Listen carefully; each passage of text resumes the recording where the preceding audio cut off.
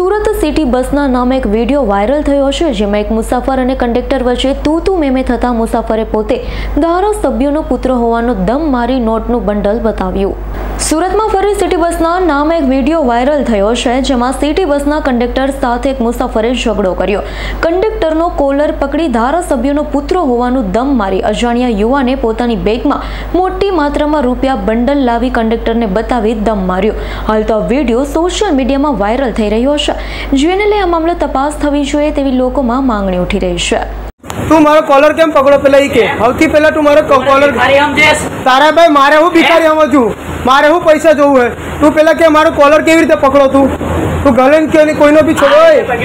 ઓ ભાઈ કોલર ઉપર કોઈ હાથ નહીં નાખો ને સૌથી પહેલા જ કહી દઉં. અહીંયા ઉભો પોલીસ બોલાવી લો, પહેલા જ કહી દઉં છું મેં. બોલાવી લેવા. ધારાસભ્યનો છોકરો છે, બીજેપી નો કહી દેતા. કોણ છે તું? કોણ છે તું? મારો બાપ બતાવ્યો તને કે નહીં બતાવ્યો? તો તારા બાપા જે બી હોય, તારા બાપા જે બી હોય, તું મારો કોલર કેવી રીતે પકડે ભાઈ? તું મારો કોલર કેવી રીતે પકડે? તો આને ઓળખીને મારે શું કામ? તું મારો કોલર કેવી રીતે પકડો એ કે? ચાલ દરવાજામાં કેમ ઉભો તો?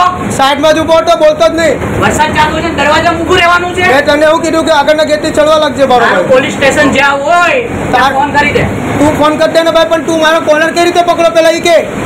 કોલર કેવી રીતે પકડ્યો? તો પકડ્યો. હું કામ પકડો તે? તમે ઉભો તો એટલે પકડ્યો. હા, રસ્તામાં કામ ઉપર ચડીને હું કામ પકડતો તો? અને તું જે બી હોય આને સમજાવ. તું આમાં જ પેલા જે બી ઓન ડ્યુટી છું મેં.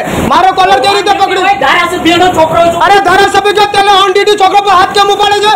કોલર કેવી રીતે પકડે છે તું? તે કોલર કેમ પકડો? ઓન ડ્યુટી છું મેં અત્યારે. ઓન ડ્યુટી છું મેં અત્યારે હાલમાં. ઇન્ચાર્જને ફોન કર. કોણ કર? ઉભો રે. મારું નામ વિવેક નામ છે સાહેબ. એક ઓલો ધારાસભ્યનો છોકરો આવીને હતો કોઈ ને, એ આપણને મારું ઓન ડ્યુટી મેં છું, એસએનસીમાં સિટી બસનો કંડક્ટર છું. તો એ સ્ટેશનથી ચડ્યો અને પાછું મારો કોલર પકડે. મેં ગેટ પાસે ઉભો રહીને ખાલી પેલું એમ કે સ્ટોપ નથી ત્યાં, તો મેં ત્યાંના ખાલી અમરોલી વાળાને કહેતો કે અમરોલી વાળા આમાં ચડી જતો. તો એ માણસ ચડ્યો ને ઉપર ડાયરેક્ટ કોલર પકડીને મારો મને ખેંચે છે ઉપર. અને મેં કીધું ભાઈ તું કોણ છે? કોણ છે? તો કે તું મને ઓળખતા નહીં, મા બાપો તને ખબર કોણ છે? અને કે મેં ધારાસભ્યનો છોકરો છું. હવે આપણને ખબર નહીં કયો.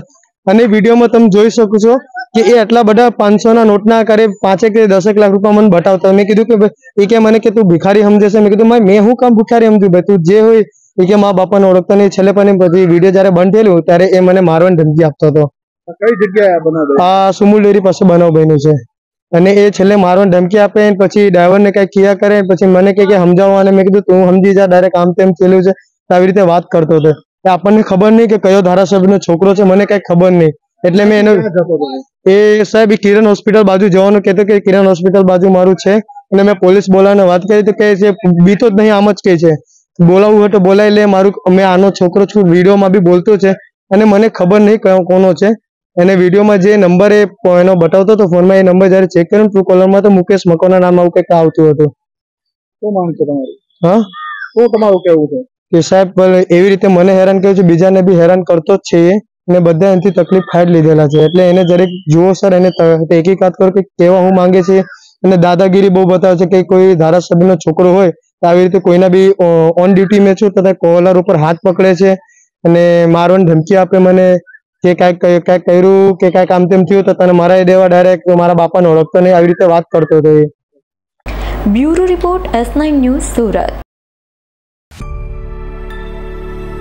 અમારી તમામ માહિતીથી અપડેટ રહેવા માટે જોડાયેલા રહો S9 ન્યૂઝ સાથે.